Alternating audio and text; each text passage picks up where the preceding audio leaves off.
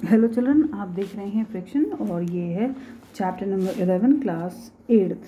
चलिए आगे देखते हैं कि when a body is pulled over another these hills and valleys interlocked with each other and oppose the relative motion between the two bodies। देखिए ये बना हुआ है बेसिकली डायग्राम, ठीक है। इसमें जो ऊपर का एरिया है ये हो गया हिल और जो नीचे को जा रहा है उसको कहते हैं वैली। क्या कहते हैं? ये वी लिख देती हूँ मैं और ये एच, तो आप समझ लीजिए कि हिल और वैली को बताया जा रहा है, ठीक है।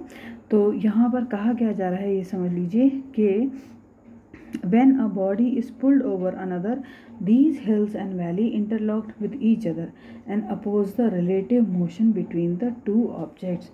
जब एक ऑब्जेक्ट के हिल और वैली दूसरे ऑब्जेक्ट के हिल और वैली से इंटरैक्ट करते हैं, ये एक ऑब्जेक्ट है, ये दूसरा है, ये आपस में एक दूसरे के ऊपर घर्षण कर रहे हैं, रगड़ रहे हैं, तब क्या होता है कि ये दोनों आपस में फिक्स हो जाते हैं, दोनों आपस में मिल जाते हैं और मोशन को रोकने की कोशिश करते हैं। क्या करने की कोशिश करते हैं? मोशन को रोकने की कोशिश करते हैं, जिसकी वजह से ये नहीं चाहते, ये हिल्स और वैली ये नहीं चाहते कि मोशन हो, क्योंकि वो आपस में एक दूसरे से फंस गए हैं, एक दूसरे से क्या हो चुके हैं? इंटरलिंक्ड हो चुके हैं। इसीलिए ये नहीं चाहते कि मोशन हो और this give rise to a frictional force. यहाँ पर एक नया फोर्स डेवलप हो जाता है जिसका नाम है फ्रिक्शनल फोर्स। आप समझ गए होंगे। मैं फिर से बता देती हूँ कि एक सरफेस की हिल्स और वैलीज जब दूसरे सरफेस की हिल्स और वैलीज से आपस में टच में आती हैं तो ये जो लेवल्स हैं, ये कहना चाहिए कि ये जो सरफेसेस हैं ये इंटरलॉक हो जाते हैं, एक दूसरे के साथ इस तरीके से फिक्स हो जाते हैं और नहीं चाहते हैं कि ऑब्जेक्ट मूव करे किसी भी डायरेक्शन में, ठीक। और जब नहीं मानता है, जब फोर्स ज़्यादा है, ऑब्जेक्ट को मूव करना ही पड़ता है, तो this give rises to a frictional force. आगे ये बात समझ में आपको? Thus friction is due to the roughness of two surfaces in contact। ये बात समझ लीजिए कि फ्रिक्शन क्या है? Friction is due to the roughness of two surface in contact. जब दो सरफेस आपस में एक दूसरे के कांटेक्ट में आएंगे, रगड़ करेंगे, तभी जाकर फ्रिक्शन प्रोड्यूस होता है, ठीक। बात समझ में आ गई कि friction is due to the movement of two object on one another and this is because of the roughness, ठीक है। तो आगे देखते हैं कि ये लाइन अंडरलाइन कर लीजिए, ये बहुत इंपॉर्टेंट है कि friction is due to the roughness of the two surface in contact, ठीक। इसके बाद नेक्स्ट देख लेते हैं। नेक्स्ट टॉपिक हमारा बहुत ही ज़्यादा इजी है, इसमें कुछ खास आपको दिक्कत नहीं आएगी। देखिए, due to force of adhesion between the two surface. अब सबसे पहला था कि इंटरलॉकिंग की वजह से, मैंने आपको बताया था कि इंटरलॉकिंग क्या होती है। इंटरलॉकिंग जो है दो सरफेस का आपस में इस तरीके से कुछ फंस जाना, इस तरीके से लॉक हो जाना, ये इंटरलॉकिंग कहलाती है। और दूसरा क्या है? दूसरा है adhesion, due to the force of adhesion between the two surface. यहाँ पर एक नया फोर्स डेवलप हो गया है जिसका नाम इन्होंने रखा है फोर्स ऑफ एडहीसन, ठीक है। ये वो वाला एल्वा एडिशन नहीं जिन्होंने लाइट वाइट जलाई थी, नहीं नहीं नहीं नहीं, ये एडहीसन है, ठीक। ये क्या है देख लीजिए, जब दो रफ सरफेस आपस में एक दूसरे से मिलते हैं, ठीक, तब क्या होता है कि वो सरफेस जो एक दूसरे से टच कर रहे हैं, सपोज़ ये बिल्कुल इसके ऊपर टच करे और सपोज़ यहाँ पर ये वाले पॉइंट आपस में टच करें और ये टच करें, तो इन दोनों टचिंग पॉइंट्स पर, जहाँ पर दोनों सरफेस मिल रहे हैं, टचिंग पॉइंट्स पर एक नया फोर्स डेवलप हो जाता है जिसको हम बोलते हैं इलेक्ट्रोस्टैटिक। यहाँ पर लिखा है देखिए, इलेक्ट्रोस्टैटिक अट्रैक्शन। क्या कहा मैंने? Electrostatic attraction. फिर से समझ लीजिए इस बात को कि मैं क्या बता रही हूँ कि दो सरफेस जो आपस में एक दूसरे के साथ स्लाइड कर रही हों या रफ सरफेस कांटेक्ट में आ रही हों एक दूसरे के, तो जिस पॉइंट पर इस पॉइंट पर और इस पॉइंट पर और इस पॉइंट पर ये एक दूसरे से मिल रहे हैं। यहाँ पर हर जहाँ जहाँ ये मिल रहे हैं वहाँ वहाँ पर के मॉलिक्यूल्स एक दूसरे के साथ एक अट्रैक्शन फोर्स बना लेते हैं। मॉलिक्यूल्स क्या बना लेते हैं? एक दूसरे के साथ अट्रैक्शन फोर्स बना लेते हैं और नहीं चाहते हैं कि दोनों सरफेस के मॉलिक्यूल्स आपस में अलग हों। ठीक, दोनों सरफेस के मॉलिक्यूल्स आपस में जब मिलते हैं तो अट्रैक्शन फोर्स बना लेते हैं और नहीं चाहते हैं कि वो अलग हों। बात समझ में आ गई कि दो रफ सरफेसेस हैं, जब ये एक दूसरे से मिल रहे हैं तो जिस पॉइंट पर मिल रहे हैं वहाँ के मॉलिक्यूल नहीं चाहते कि वो एक दूसरे से दूर हों। आई आपको बात समझ में? ठीक, तो दोनों मॉलिक्यूल्स आपस में एक दूसरे से अट्रैक्ट हो जाते हैं और एक नया फोर्स डेवलप कर लेते हैं जिसका नाम है इलेक्ट्रोस्टैटिक अट्रैक्शन। क्या नाम है? Electrostatic attraction. These attractions are called as force of adhesion। बात समझ में आ गई? बहुत ही सिंपल बात है कि दो रफ सरफेस जब आपस में एक दूसरे के कांटेक्ट में आ रहे हैं तो उनके मॉलिक्यूल्स भी कांटेक्ट में आ रहे हैं। मॉलिक्यूल्स जो हैं नहीं चाहते कि हम एक दूसरे से अलग हों, वो चाहते हैं कि हम जैसे एक दूसरे के ऊपर आके पड़े हैं वैसे ही पड़े रहें, क्योंकि उन दोनों के बीच में एक अच्छी बॉन्डिंग बन रही है, एक फोर्स आपस में अट्रैक्ट कर रहा है। तो इसीलिए वहाँ जो है एक नया फोर्स डेवलप हो जाता है जिसका नाम है इलेक्ट्रोस्टैटिक अट्रैक्शन। वो फोर्स क्रिएट करते हैं और इस फोर्स को बोलते हैं फोर्स ऑफ एडहीसन। बात समझ में आ गई होगी आपको, है ना? अब आगे देख लेते हैं कि when one body is made to move over the other the force of adhesion opposes the motion. ठीक, जब एक बॉडी के ऊपर दूसरी बॉडी है और उनके बीच में force of adhesion already create हो गया है और फिर भी आप दोनों बॉडीज़ को एक दूसरे के ऊपर ऑपोजिट डायरेक्शन में रब कर रहे हैं। क्या कर रहे हैं? रब कर रहे हैं। तो the force of adhesion opposes the motion. बात समझ में आई कि जब दो रफ सरफेस आपस में एक दूसरे से जुड़ चुके हैं, ठीक, नहीं चाहते उनके मॉलिक्यूल्स की हम अलग हों, लेकिन फिर भी मूवमेंट अपोजिट डायरेक्शंस में हो रही है, तब क्या होता है? तब the force of adhesion opposes the motion. Adhesion force जिसने मॉलिक्यूल्स को बांधा है, यह क्या करता है? मोशन को रोकने की कोशिश करता है। This force which opposes the motion also give rise to frictional force. वह फोर्स जो मोशन को होने नहीं देता, उसको हम बोलते हैं फोर्स ऑफ फ्रिक्शन। सो अब सबसे इम्पॉर्टेंट लाइन जो आपको याद करनी है, the force of adhesion between the two surfaces give rise to friction. बात समझ में आ गई कि जहाँ पर दो सरफेस के मॉलिक्यूल जुड़ते हैं वो आपस में भाईचारा निभा के एक नया फोर्स डेवलप कर लेते हैं जिसका नाम है फोर्स ऑफ एडिशन। और फोर्स ऑफ एडिशन तब अपोज करता है एक दूसरे के मोशन को जब दोनों मॉलिक्यूल्स दूर जा रहे हैं या दोनों सरफेस एक दूसरे के ऊपर रगड़ खा रहे हैं। तो फोर्स ऑफ एडिशन इस मूवमेंट को रोकता है और यहीं से एक नया फोर्स डेवलप होता है, ठीक, रोकने वाला फोर्स जिसका नाम है force of friction. Okay children, मुझे लगता है कि आपको कुछ समझ में आया होगा, है ना? चलिए अब एक्टिविटी 1 पढ़ लेते हैं, थोड़ा बहुत और समझ में आ जाएगा, ठीक है, जो बहुत इजी है। देखिए एक्टिविटी 1 देखिए, to compare the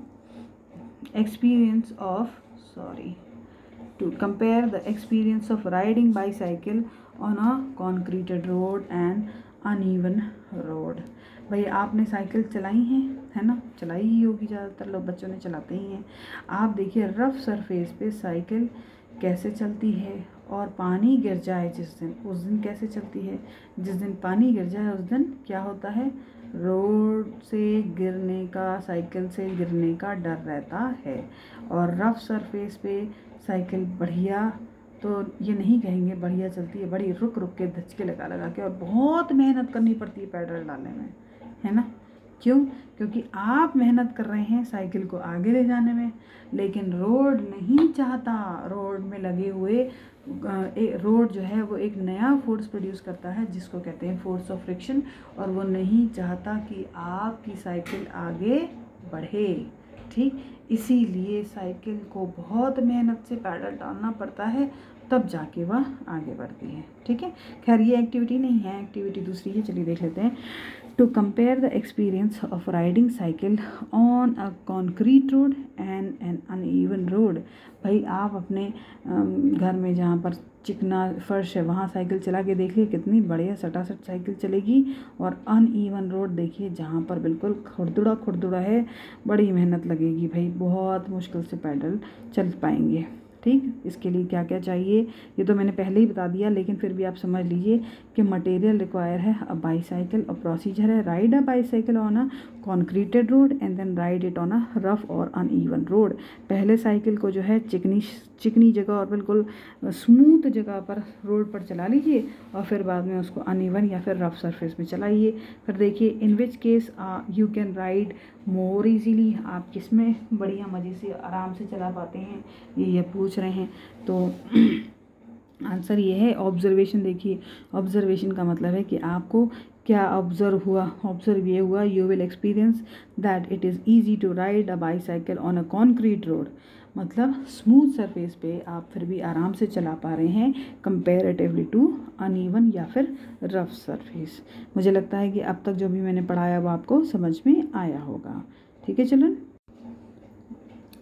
okay children, आगे देखते हैं factors on which the force of friction depend. किन चीज़ों पे ये फ्रिक्शन डिपेंड करता है, यहाँ पर बड़ी गौर से समझ लीजिए, बहुत ही इम्पॉर्टेंट पॉइंट है ये। चैप्टर जो है बहुत ही क्रूशियल स्टेज ले चुका है, आपको बहुत ज़्यादा ध्यान देने की ज़रूरत है। चलिए देखते हैं the force which opposes the motion of body. देखिए अपोजेस वर्ड आ चुका है यहाँ पर। ठीक, आपको इसका ध्यान देना है कि opposes the motion of the body over another is called force of friction. एक बॉडी का दूसरी बॉडी के ऊपर सरफेस जब रगड़ता है तो जो फोर्स क्रिएट होता है वो है फ्रिक्शन। ठीक, आई बात समझ में। The force of friction depends on the following factor. Force of friction कुछ खास चीज़ों पर डिपेंड करता है जो कि इस तरीके के हैं। On a horizontal surface the force of friction is directly proportional to the weight of the body which moves. मतलब फ्रिक्शनल फोर्स, इसको हम FF से लिख लेते हैं।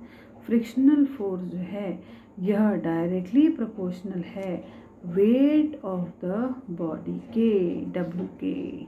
बात समझ में आ रही है कि जितना ज़्यादा वेट होगा बॉडी का, फ्रिक्शन उतना ही ज़्यादा लग जाएगा अपने आप। बात समझ में आ गई आपको कि नहीं आ गई? ठीक है, नेक्स्ट देख लेते हैं कि the force of friction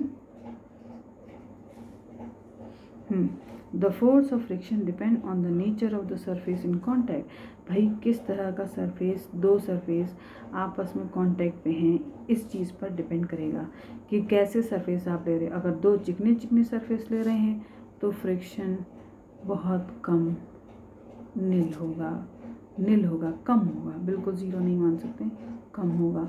अगर बहुत ही छोटा एरिया टच हो रहा है, जैसे यहाँ पर बहुत ही छोटा एरिया टच हो रहा है, तो भी फ्रिक्शन लो होगा। L लिख देती हूँ लो के लिए। ठीक है, लेकिन अगर रोड इतनी बड़ी और फ्रिक्शन भी दो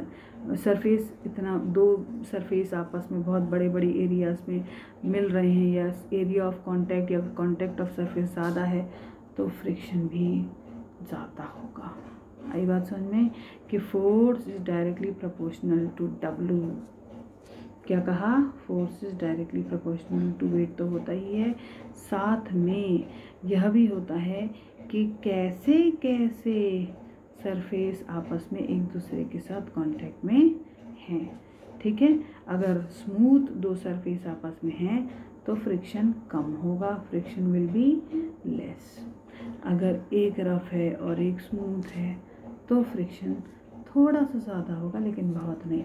लेकिन जब दो बिल्कुल बिल्कुल ख़राब रफ सरफेस हैं तो फ्रिक्शन विल बी मोर। आई बात समझ में कि नहीं आई? चलिए आगे देखते हैं। For example the force of friction between, इधर ही देख लीजिए, between a pair of highly polished surface is very small as compare to the force of friction between two rough surface. अगर दो चिकनी जगह हैं, ठीक, तो उनके बीच में फोर्स ऑफ फ्रिक्शन लो होगा, और अगर खुरदुरी खुरदुरी खुरदुरी खुरदुरी जगह है तो फ्रिक्शन क्या होगा? हाई, फ्रिक्शन हाई होगा। ठीक है, चलिए अब इसके बाद नेक्स्ट देखते हैं क्या टॉपिक है नेक्स्ट में। यहाँ पर टॉपिक ये है कि the force of friction does not depend upon the area of the surface in contact. Force of friction depend नहीं करता है कि एरिया ऑफ कॉन्टैक्ट क्या है। ठीक है, the force of friction does not depend upon the area of the surface in contact. ठीक है, जिस एरिया पे कांटेक्ट हो रहा है उस पर डिपेंड नहीं करता है। चलिए अब नेक्स्ट देखते हैं। उम्मीद है यहाँ तक तो आपको कुछ ना कुछ तो समझ में आया ही होगा, है ना? ओके चिल्ड्रन, आगे देखते हैं। एक्टिविटी 2। एक्टिविटी 2 में देख लीजिए कि क्या है। To show that force of friction depends on the nature of the two surfaces in contact. ये यहाँ पर आप देख सकते हैं कि वेल पॉलिश्ड फ्लोर है, दिख रही है। ये फ्लोर बहुत ही ज़्यादा पॉलिश्ड है और इस पर बड़े ही चिकने चिकने बॉल जा रहे हैं। ठीक, देख लेते हैं इसमें क्या क्या चाहिए। Aim to show that force of friction depend on the nature of the two surface in contact. ये आपको एम है, ये आपको याद करना पड़ेगा कि एम क्या है। ठीक, इसके बाद दूसरा देख लीजिए कि मटेरियल रिक्वायर्ड है आपको एक बॉल और एक चिकना सरफेस। उसके बाद देखिए थर्ड है procedure. Roll the ball on the wall well polish floor, then on a concrete road and then on a grassy ground and lastly on a sand bed. देखिए एक बॉल लेनी है जो बड़ी स्मूथ हो, पॉलिश्ड हो। उसको सबसे पहले आपको एक कंक्रीट रोड पर, चिकनी रोड पर डालना है। ठीक, तो क्या होगा? बॉल आराम से दूर तक जाती जाएगी। क्यों? क्योंकि कंक्रीट सरफेस ज़्यादा रफ़ नहीं होता, इसीलिए बॉल स्मूथ होता है, इसीलिए बॉल आराम से फिसलती चली जाएगी। लेकिन अगर आप एक ग्रासी, यहाँ पर पेड़ लगे हैं, मान लीजिए ग्रास लगी है, ठीक, और यहाँ पर आप बॉल डालें तो बॉल तेज़ी से जाएगी? नहीं, धीरे धीरे आगे जाएगी। और बाद में आप सैंड बेड ले लीजिए, बर्फ़, इसमें पूरे में सैंड ही सैंड, बालू बजरी खड़ी है, इसमें बॉल डालिए और फिर धक्का दीजिए, देख लीजिए कितनी दूर तक जाती है। ठीक है, तो in which case will it cover longer distance? आप खुद सोच के बताओ कि लॉन्गर डिस्टेंस किस केस में होगा, मतलब ज़्यादा दूर तक कौन से केस में जाएगी। तो मुझे लगता है कि जिस जगह पर स्मूथ है, कंक्रीट सरफेस है, वहाँ पर ज़्यादा, देखिए ये कंक्रीट सरफेस है, ये स्मूथ जा रही है बॉल, है ना, तो यहाँ इजीली जाएगी। अगर आप घास लगा दें तो घास में बॉल स्लो हो जाएगी, और अगर सैंड रख दें यहाँ पर खूब सारी तो और स्लो हो जाएगी, है ना। तो आप बताइए कि किस में फास्ट गई? तो फर्स्ट वाले केस में फास्ट गई। ठीक है, चलिए अब इसके बाद नेक्स्ट टॉपिक देखते हैं। मुझे लगता है कि अभी तक आपको समझ में आया होगा।